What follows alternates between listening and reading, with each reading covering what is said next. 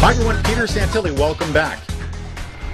I want you to know that on June 4th I actually published a blog post, and what was funny is immediately, as soon as I put it out there on Facebook and Twitter, didn't get nearly as many hits as if I were to publish an article on, let's say, Gary Coleman raping somebody, or Tiger Woods crashing his vehicle. I get hundreds of hits within seconds of making a blog post, but this particular one didn't get as many hits. Why? Because of the general stupidity of our American population that doesn't understand conspiracy theories are actually materializing and coming true. But I'm going to throw some stuff out there, and I'm going to let you decide whether or not it is a coincidence or a conspiracy. I want you to listen to me, and listen to me very, very closely. My blog post was actually titled Goldman Sachs and BP CEO knew about the British petroleum oil disaster before it happened. I made that statement, but I want you to look at it from my perspective, all right? Huffington Post on April 30th published an article from the Borowitz report, and the report was actually titled, Goldman Sachs reveals it shorted the Gulf of Mexico. Goldman Sachs, the banking giant, admitted today, on April 30th, that it made a substantial financial bet against the Gulf of Mexico, one day before the sinking of an oil rig in that body of water.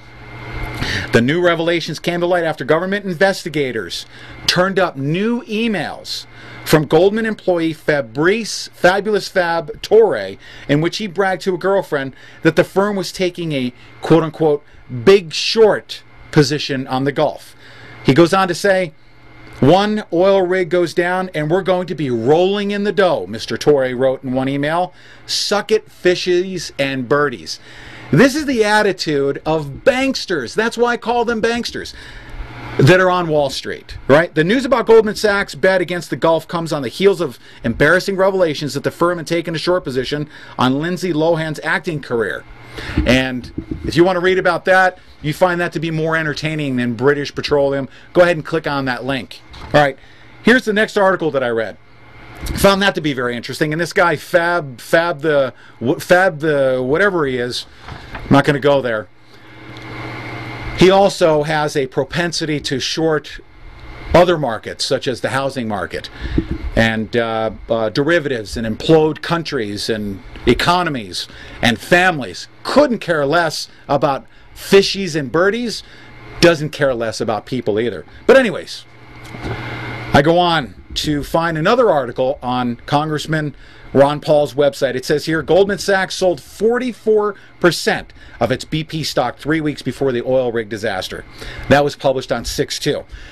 There was a link that actually took us right to MSN Money report that showed that Goldman Sachs actually sold their stocks. Then, on June 4th, Infowars.com published an article that said British Petroleum Gulf drilling disaster revelations indicate that international banking firm Goldman Sachs sold over 4.6 million shares of British Petroleum stock just 2 days prior to the explosion of British Petroleum drilling platform. What a coincidence. This sell-off of petroleum stock is now recognized as the largest single liquidation of petroleum stocks in the history of modern markets. With this liquidation taking place just 48 hours prior to the Gulf explosion, which now looms as America's worst ever ecological disaster, any intelligent mind must ask the questions, was this sell-off an act of insider trading? Did someone at Goldman Sachs have foreknowledge of the disaster? Could the disaster have been man-made? Who knows? I know.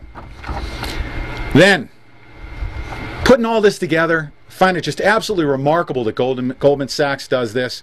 And then I see from Telegraph UK an article that says BP chief Tony Hayward sold shares weeks before the oil spill. Tony Hayward cashed in about a third of his holdings, and this article was published on June 5th. He sold about a third of his holdings. There is no suggestion that he acted improperly or had prior knowledge that the company was to face the biggest setback in its entire history. But he sold off 1/3 of his stocks prior to this event taking place. Folks, we can never prove anything, except if you're Martha Stewart and you want to make a big media event about insider trading, okay? These are the big boys. These are the people that capitalize on the misery, death, and destruction of American families, and families around the world for that matter. If you put all this together, thanks to the internet, they hate when I do this, okay? Because it's very, very easy to piece this together and see what they're doing. They're doing this to us. They're doing this to our families. And they're telling us that these quote-unquote conspiracy theories are just some cockamamie, crackpot, fringe, alternative media story that's coming about. But guess what? It's the real world that we live in. Think about what I've presented to you. Go to petersantilli.com, pull down the links, take a look at the article. You decide for yourself. One day, we will stand up. We will rise up against these banksters, against corporate America that is running our governments. One day we will. Until then, I'm Peter Santilli. I'll be publishing articles to wake everybody up. Each and every one of you needs to wake up soon, and we need to do something about what these folks are doing us. I'm throwing my hands in the air. I don't even know. But guess what? Don't make the greatest tragedy the fact that we all lay down to them. Okay? Don't make that the biggest tragedy. There are ecological disasters. We'll overcome that. There are economic disasters. We'll overcome that.